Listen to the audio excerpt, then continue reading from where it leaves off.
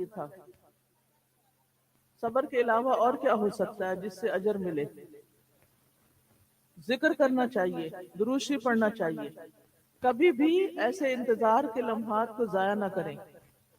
ہمیشہ جہاں آپ کو انتظار کرنا پڑے، کسی بس میں، کسی بجلی چلی جائے، کوئی کسی ڈاکٹر کے پاس، کسی ہسپتال میں، تو کیا کریں؟ ذکر شروع کر دیں اللہ کا. ہمارا وقت بہت قیمتی ہے، ہماری زندگی بہت قیمتی ہے. اس کو چپ کر کے منہ بند کر کے نہیں بیٹھنا، اللہ کا ذکر کرنا ہے.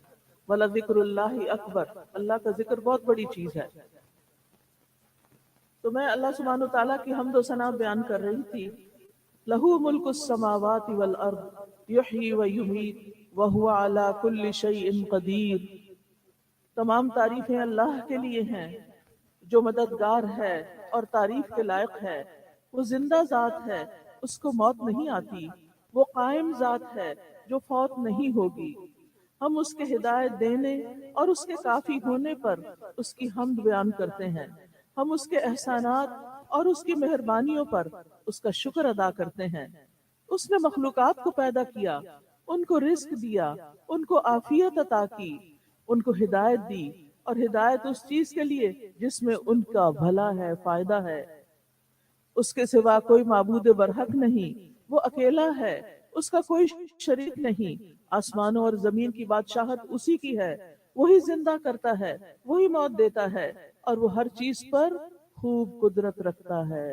وہ سب کچھ کر سکتا ہے، کوئی چیز اس کے کنٹرول سے باہر نہیں. اس نے ہر چیز کا اپنے علم کے ساتھ احاطہ کیا ہوا ہے. آج میرے لیے بڑی خوشی کی بات ہے کہ میں آپ سب کے ساتھ اس مجلس میں، اس مبارک مجلس میں موجود ہوں، جس میں ماشاءاللہ چار بچیوں نے صحیح بخاری مکمل کی ہے اور ان کو تاج پہنائے گئے ہیں.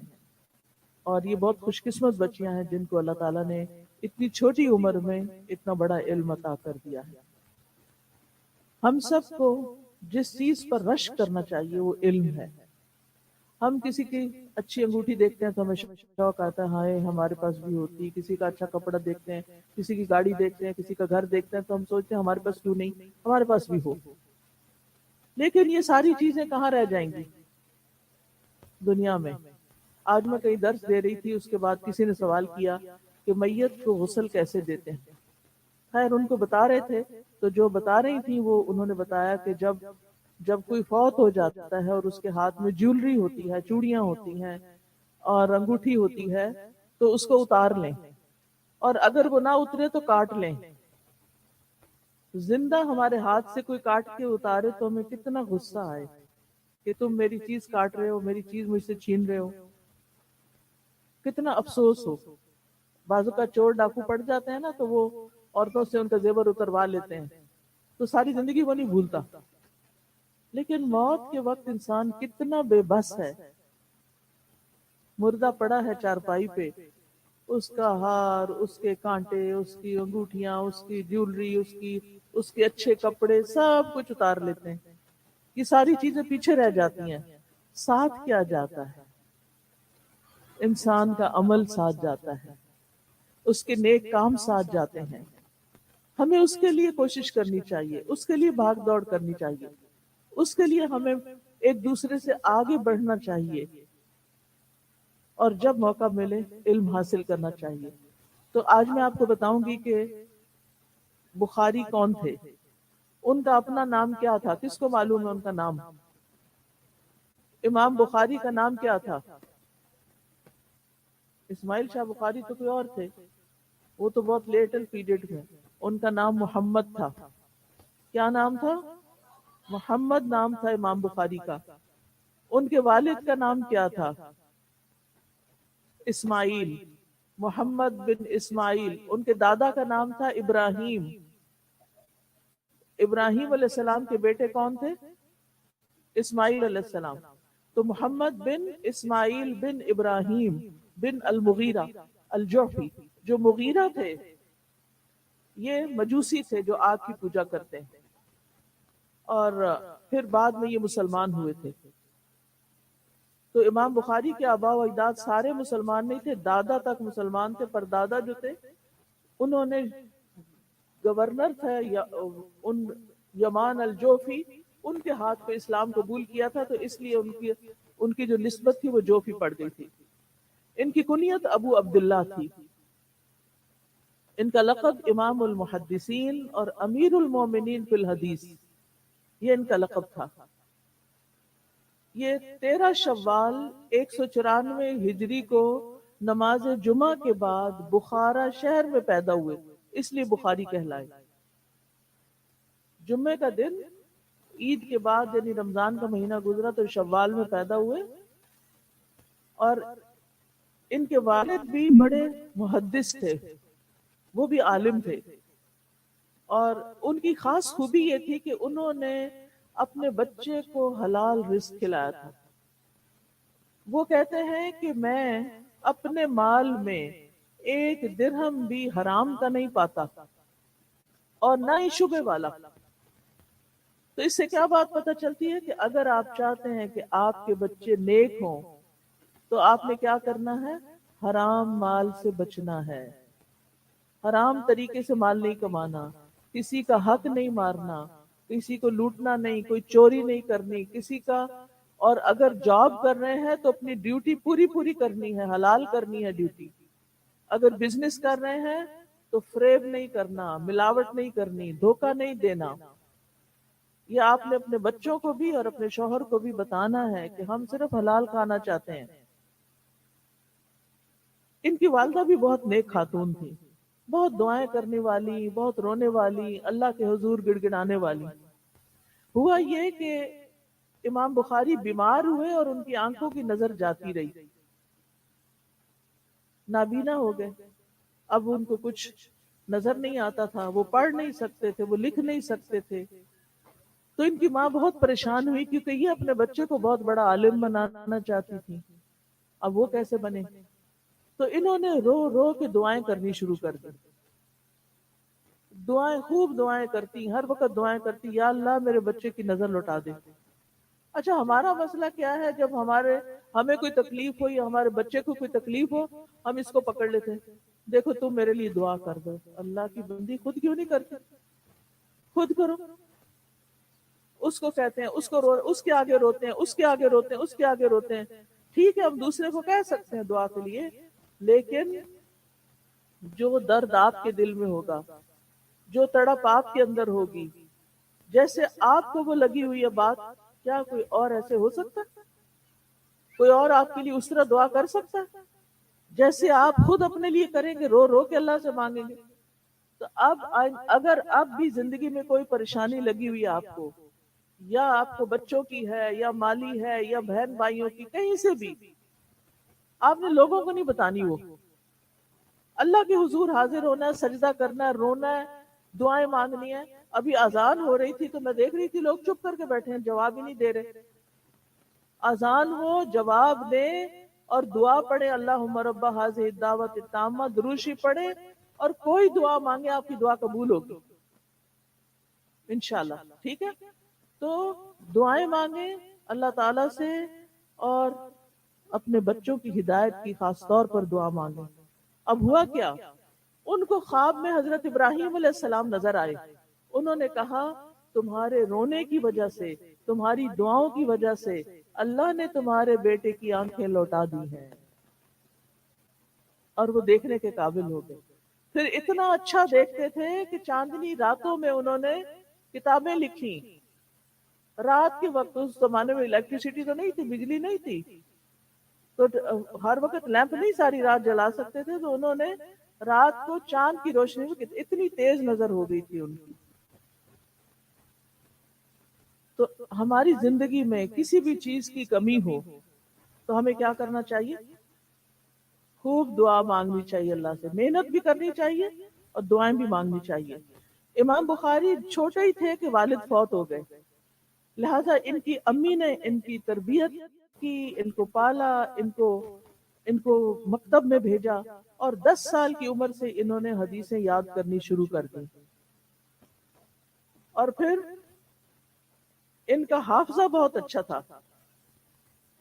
ابو عمر سلیم بن مجاہد کہتے ہیں میں محمد بن سلام بیکندی کے پاس تھا، انہوں نے کہا اگر تم اس سے پہلے آتے تو ایک ایسا لڑکا دیکھتے جس کو 70,000 حدیثیں یاد تھیں۔ وہ کہتے ہیں میں اس کی تلاش میں نکل کھڑا ہوا، حتیٰ کہ میں نے اس کو جا کے پا لیا، ڈھونڈ لیا۔ میں نے کہا تم وہ بچے ہو جو کہتے ہو مجھے 70,000 حدیثیں یاد ہیں؟ تو امام بخاری نے کہا اس سے بھی زیادہ یاد ہے۔ ہم میں سے کسی پورے شہر میں سے نہیں ایک بندہ ملے گا جس کو 10,000 بھی یاد ہو، ان کو 70,000 یاد تھی۔ اور وہ کہتے تھے کہ اگر آپ کسی حدیث کے بارے میں پوچھیں کہ اس کا راوی کون ہے، صحابی کون ہے، اور وہ کہاں پیدا ہوا، کہاں فوت ہوا، میں وہ بھی بتا سکتا ہوں۔ یعنی اتنے ماہر تھے اپنے علم کے۔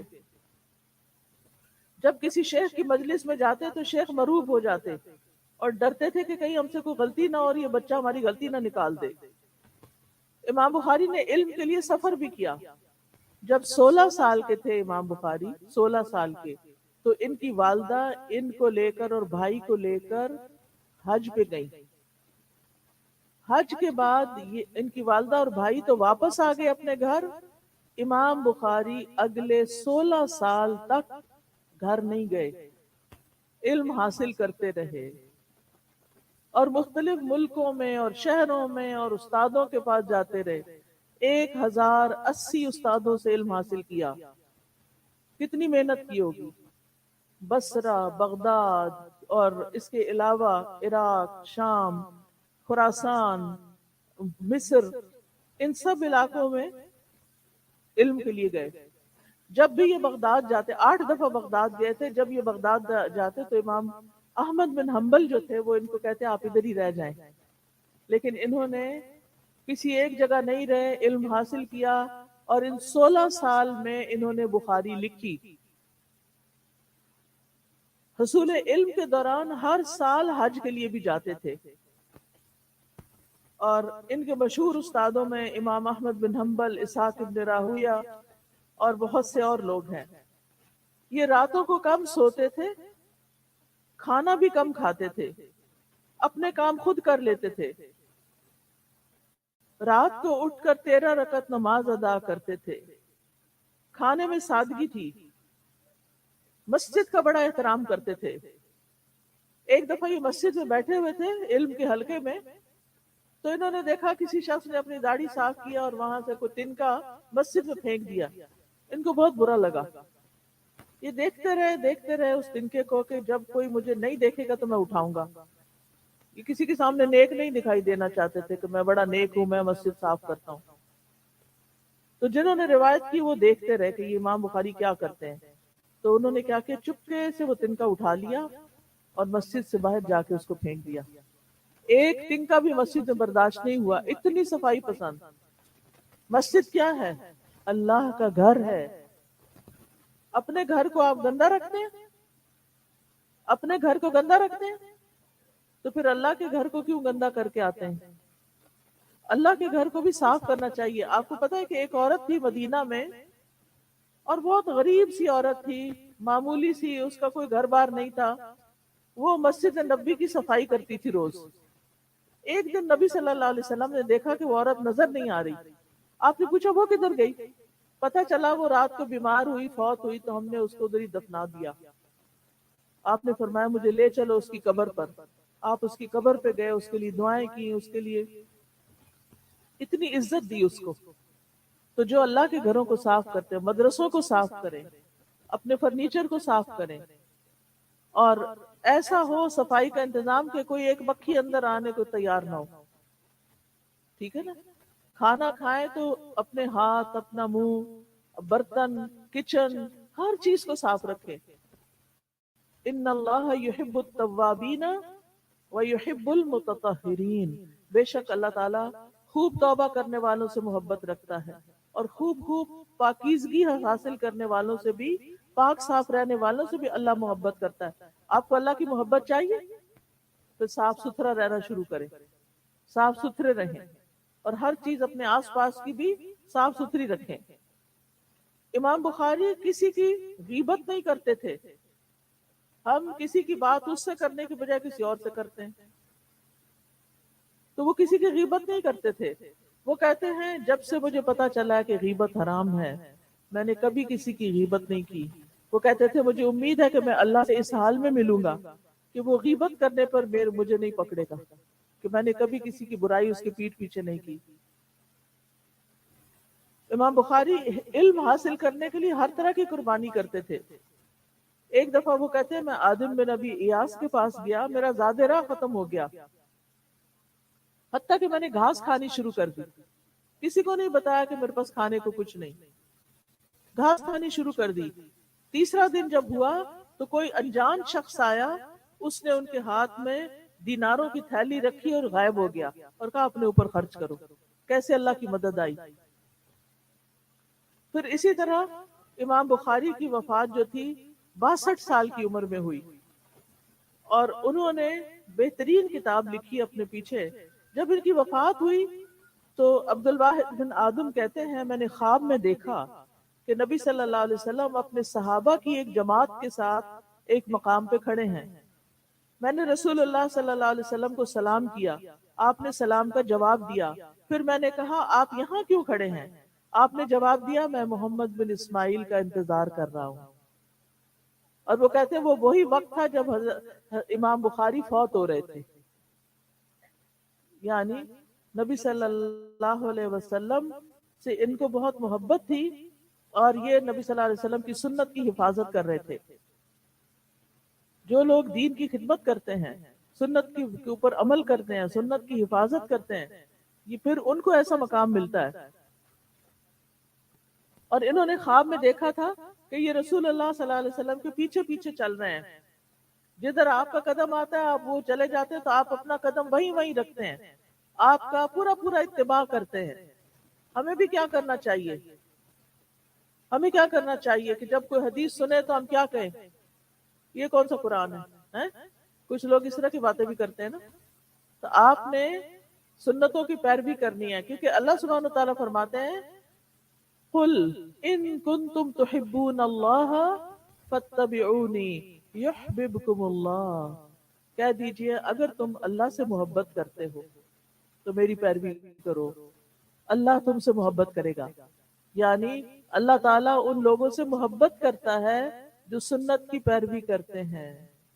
چھوٹی چھوٹی چیزیں، پانی پینا ہے تو دائیں ہاتھ سے پئیں، پانی پینا ہے تو بسم اللہ پڑھ کے پئیں، پانی پینا ہے تو چھوٹے چھوٹے گھونٹ بھریں. ہم بعض اوقات ایک دم گلپ کر دیتے ہیں، یہ پانی پینے کا صحیح طریقہ نہیں ہے. کل میں جب پہنچی تو مجھے یہ جو گنے کا رس ہوتا نا تو کسی نے گلاس میں ڈال کے دیا. جب میں نے ایسے بسم اللہ پڑھی اور اس کو میں نے پیا، اور میں جب پیتی ہوں تو میں اس طرح پیتی ہوں جیسے بچہ پانی پیتا تھوڑا تھوڑا کر کے، ایک دم نہیں پیتی کیونکہ ایک دم پینے سے نا تکلیف ہوتی. تو اتنا بڑا کانچ کا ٹکڑا میرے منہ میں آ گیا. اگر میں اس طرح پیتی پانی کہ بڑا بڑا گھونٹ کر کے سیدھا گلے میں اتارتی تو وہ کانچ کدھر جاتا؟ اندر جاتا. یہ میں نے بات اس لیے بتائی ہے کہ سنت کی پیروی کرنے میں دنیا کا بھی فائدہ ہے، صرف آخرت کا نہیں، دنیا کا بھی فائدہ ہے. جب آپ اللہ کا نام لے لیتے ہیں نا کسی چیز پر تو اگر اس میں کوئی نقصان دینے والی چیز ہے تو وہ بھی نقصان نہیں دیتی، اللہ تعالیٰ خود ہی حفاظت کرتا ہے. جب میں نے اس کو نکالا تو وہ اتنا تھا، کم از کم جو پہلا انگلی کا پوٹا ہوتا نا اتنا بڑا پتلا سا لمبا سا ٹکڑا تھا، آرام سے آگے جا سکتا تھا. تو کس طرح اللہ سبحانہ وتعالیٰ نے بچایا، ورنہ میں آج درس کیسے دیتی؟ گلے میں کچھ چلا جائے تو بول سکتا ہے انسان. تو اس لیے سنت کو معمولی نہ سمجھا کریں، جو کام کریں دائیں ہاتھ سے شروع کریں، دائیں ہاتھ سے کھائیں، بچوں کو بھی دائیں ہاتھ سے کھلائیں، بچوں کو چلتے چلتے مت کھلائیں، بچوں کو بٹھا کے کھلائیں. اور کوئی نہ کوئی حدیث کی کتاب ضرور پڑھیں. جیسے اس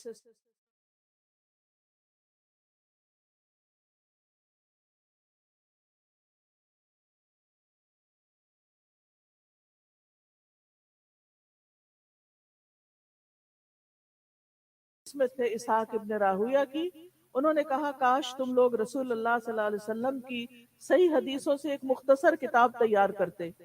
امام بخاری کہتے ہیں یہ بات میرے دل میں بیٹھ گئی اور میں نے الجامع صحیح کے لیے حدیثیں جمع کرنی شروع کر دی، اور پھر انہوں نے اس کتاب کو لکھا۔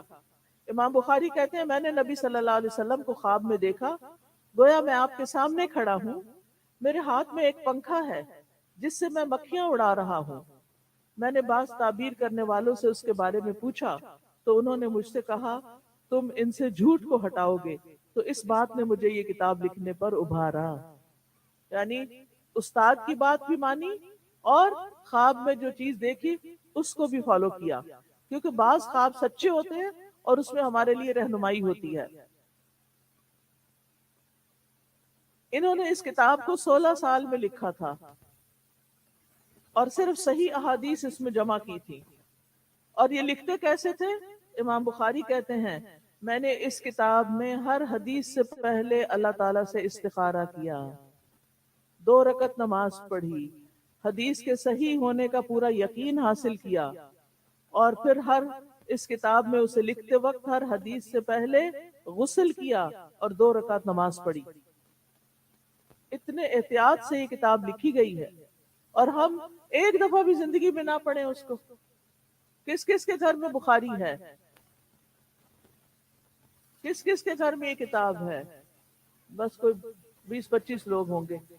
باقیوں کے گھر میں اگر نہیں ہے تو ایک سوٹ لینے کی بجائے ایک کتاب خرید لیں اور اس کو پڑھیں۔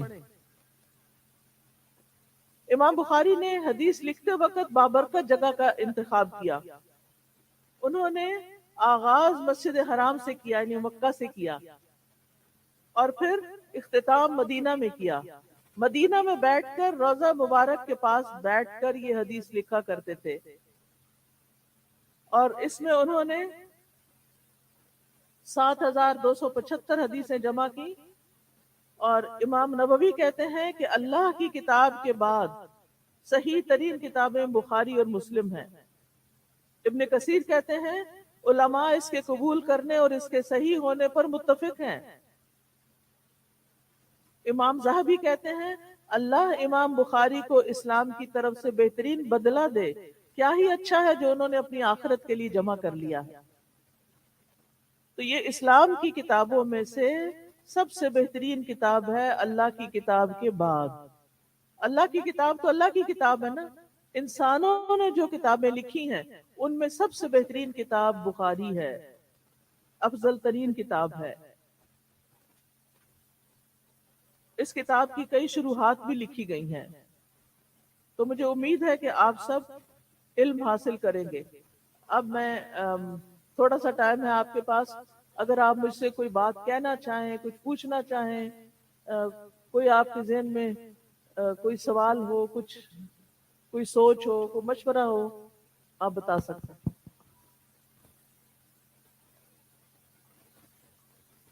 جی، سورت کون سی؟ ولادیات؟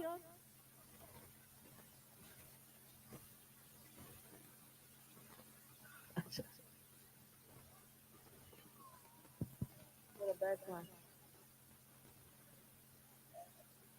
اچھا میں کرتی۔ اس کے علاوہ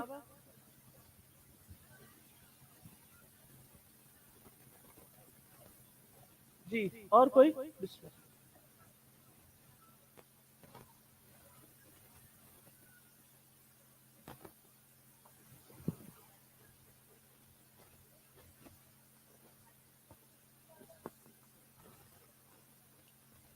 مائک دے دو نا۔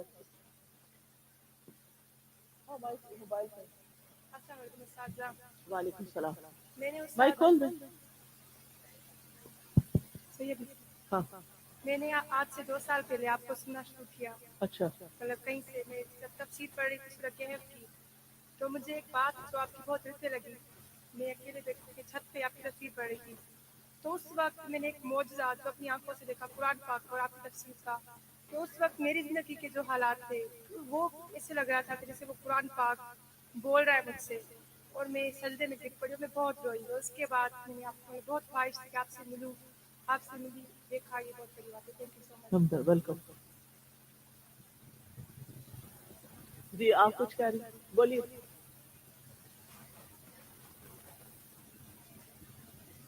हाँ जी, मुर्दे को जब नहलाते हैं तो कफन जो है ना 3 चादरें होती हैं। एक चादर पर लपेटे, फिर ऊपर से दूसरी, फिर तीसरी, फिर पाँव पे पट्टी बांधे, फिर पेट पे बांधे, फिर ऊपर भी बांधे। पजामा कोई नहीं होता, नहीं पजामा नहीं होता जी, नहीं चादरों में ही लपेटना होता है। जो मसनून तरीका वो चादर लपेटनी है। अस्सलाम वालेकुम उस्ताद। वालेकुम सलाम, बोलिए। मैं पहले मुझे कुछ भी नहीं आता था, लेकिन साहिदाबाजी का जब मैंने दर्स सुनना शुरू किया तो मेरे दिल में ख्वाहिश पैदा हुई। फिर इत्तेफाक से आपका दर्स सुनना शुरू किया तो यकीन कीजिए कि मुझे दिल में ईमान की और दीन की इतनी रोशनी हो गई कि आज माशाल्लाह मैं अल्हम्दुलिल्लाह अपनी तारीफ नहीं कर रही, लेकिन आपके सामने खुदा से डर कर और बहुत उससे कह रही कि आज अल्हम्दुलिल्लाह मैं आज तहज्जुद गुजार हूँ। और मेरे पास बच्चे भी कुरान, मेरे पास माशाल्लाह बच्चे भी कुरान पाक पढ़ते हैं। और मैं आपसे ये मशवरा लेना चाहूंगी और एक आप मुझे कोई नसीहत कर दीजिए कि बच्चों को तालीम देते वक्त, क्योंकि ऐसी हो जो बच्चे की आगे जिंदगी में जैसे उनको काम आए, कोई अच्छी सी नसीहत मुझे कर दीजिए ताकि मैं अपनी तालबात को वो बता सकूं कि मैंने आपसे ये नसीहत ली थी। साहिदाबाजी से तो अल्हम्दुलिल्लाह मैं राब्ते में रहती हूँ। अल्हम्दुलिल्लाह, बहुत अच्छी बात है। देखिए कि बच्चों को सिखाने के लिए ना सबसे ज्यादा सब्र की जरूरत होती है। बच्चे ले रहे होते हैं लेकिन उसके बाद देने का वक्त लेटर ऑन होता है।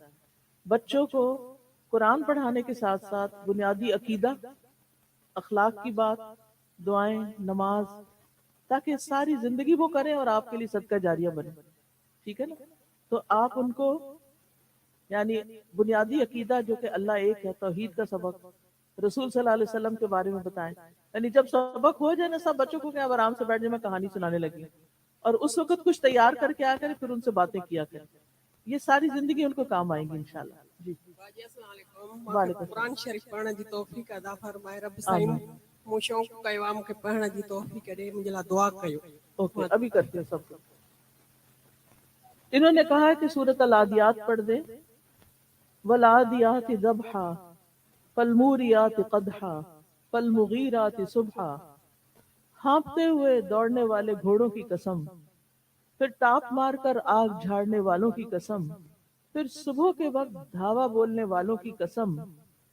फ़असरन बिही नक़अ फ़वसतन बिही जमअ। बस उस वक्त गर्दो गुबार उड़ाते हैं, फिर इसी के साथ फौजों के दरमियान घुस जाते हैं। इन्नल इंसान लिरब्बिही लकनूद। यकीनन इंसान अपने रब का बड़ा नाशुक्रा है। व इन्नहु अला ज़ालिका लशहीद। और यकीनन वो खुद भी इस पर गवाह है। व इन्नहु लिहुब्बिल खैरि लशदीद। और ये माल की मोहब्बत में भी बड़ा सख्त है। अफला यअलमु इज़ा बुअसिरा मा फिल कुबूर।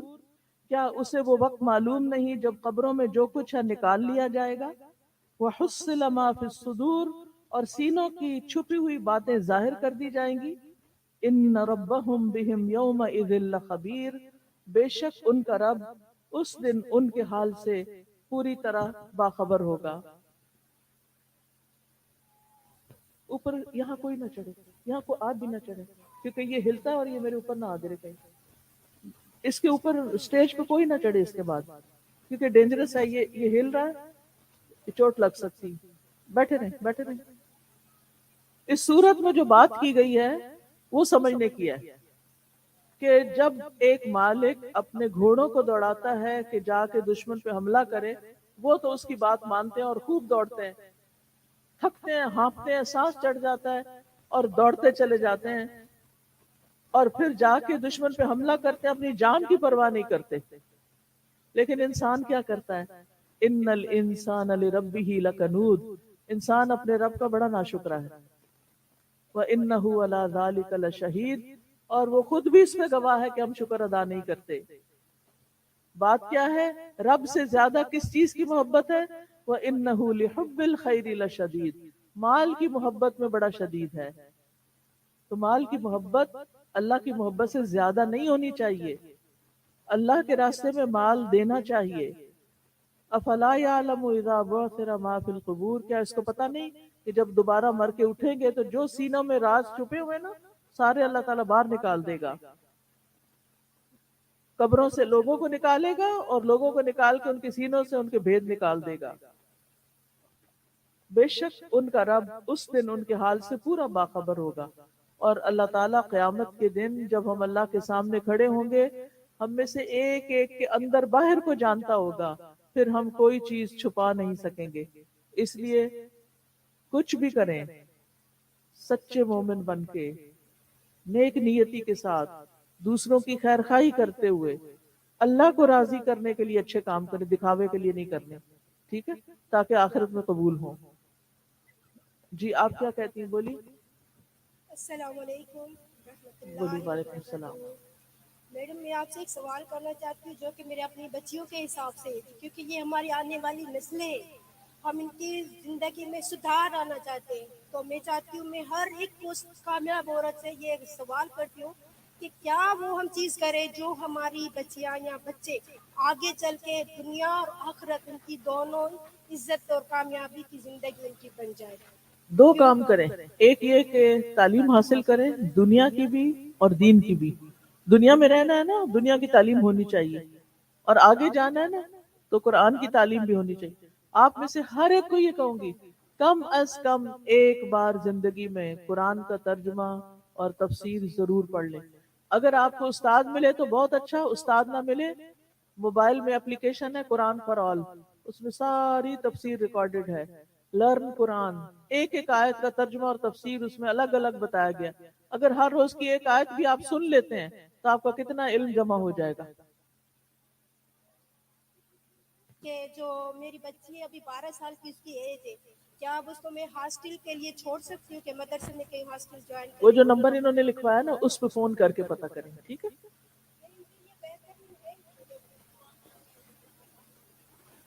السلام علیکم. وعلیکم السلام. مجھے کمپلیٹلی اس چیز کا تو نہیں ہے کہ میرا سوال جو میں پوچھنے جا رہی ہوں ویلڈ ہے یا نہیں.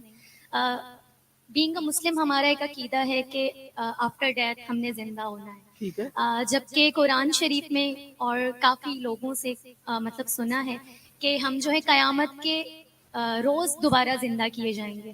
تو اس چیز میں مجھے تھوڑا کنفیوژن ہے کہ سم ٹائمس ہم نے سنا ہے کہ جب مردہ تدفین ہو جاتی ہے تو اس کو پوچھنے کے لیے یا ان کے اعمال نامے کے حساب سے فرشتے اس کے پاس آتے ہیں تو اس کو زندہ کیا جاتا ہے. ایک بات یہ ثابت ہوئی, اور دوسری یہ کہ قیامت کے دن. تو یہ دو چیزیں ہو گئی کہ انسان کا دوبارہ زندہ ہونے کا جو سین ہے. اس میں ہے یہ جو قبر میں اس کو اٹھا کے بٹھاتے ہیں, سوال کرتے ہیں, ٹھیک ہے, یہ پہلا ٹیسٹ ہے, کیونکہ اس کے بعد یا قبر میں جزا ملے گی یا سزا ملے گی, ٹھیک ہے نا.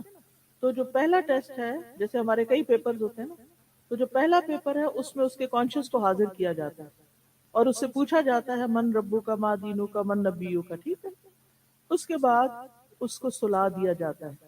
اگر آپ نے حدیث پوری پڑھی ہو, مراد یہ ہے کہ دوبارہ اس کی روح جو ہے, یعنی واپس اس طرح نہیں اب زندہ کہ وہ وہاں پر کھا پی رہا ہے یا کچھ باتیں کر رہا ہے یا کچھ سن رہا ہے باہر سے جو اس کو بلا رہے ہیں اس کی آواز سن, ایسا کچھ نہیں. اب جب فرشتے چلے جاتے ہیں وہ قبر میں پھر مردہ حالت میں لیٹ جاتا ہے, اور پھر اس کی قبر میں اس کو عذاب ہوتا ہے جو وہ محسوس کرتا ہے.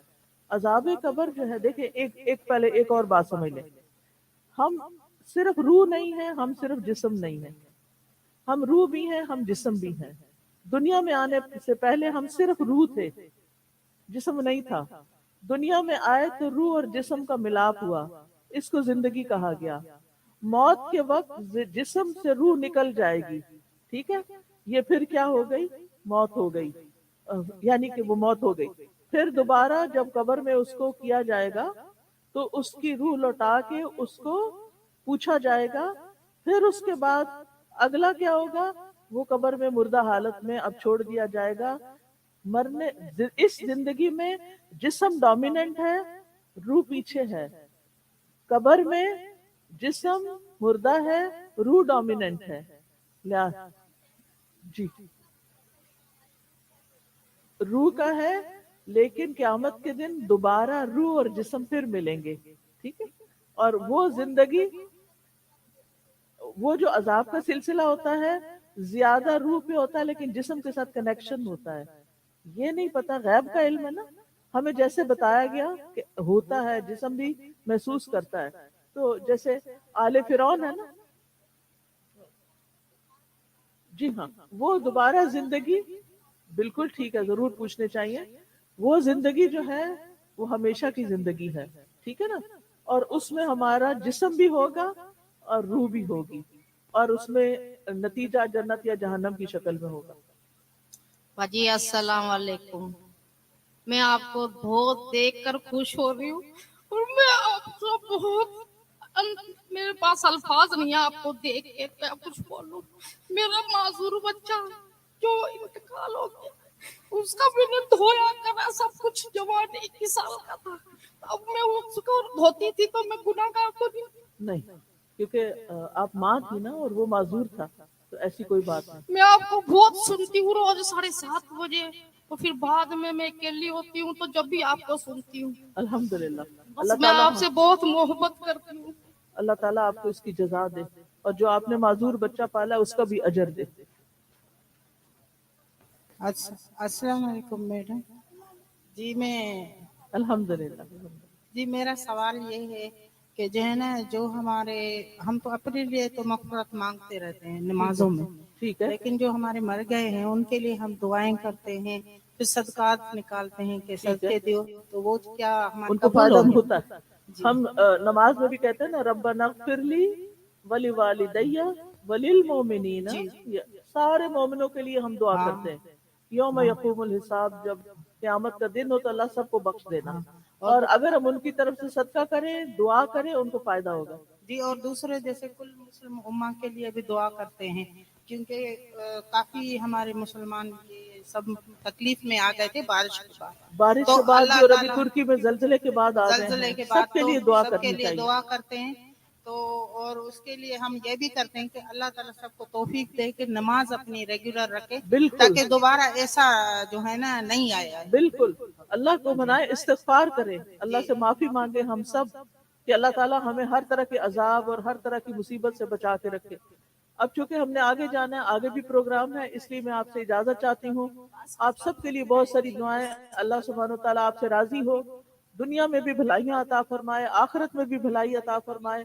اللہ تعالیٰ ہمیں اپنی خشیت عطا کرے، ہمیں اخلاص عطا کرے، اور ہمیں عمل کی توفیق دے. اللہ تعالیٰ تمام بیماروں کو صحت دے، تمام مشکل میں پڑے لوگوں کی مشکلات آسان کرے. اللہ سبحانہ و تعالیٰ آپ کے یہاں آنے کا آپ کو اجر دے، اور جو بہنیں جنہوں نے یہ انتظام کیا، اللہ تعالیٰ ان کو اس کا بہترین اجر عطا فرمائے. السلام علیکم. اب میں آپ سے اجازت چاہتی ہوں. سبحانک اللہم و بحمدک، اشہد ان لا الہ الا انت، استغفرک و اتوب الیک. السلام علیکم ورحمۃ اللہ وبرکاتہ. میرے سے نا ذرا چلنا مشکل ہوتا ہے، تو میرے رستے میں کوئی مجھے روکے نہ، ٹھیک ہے؟ وعلیکم السلام.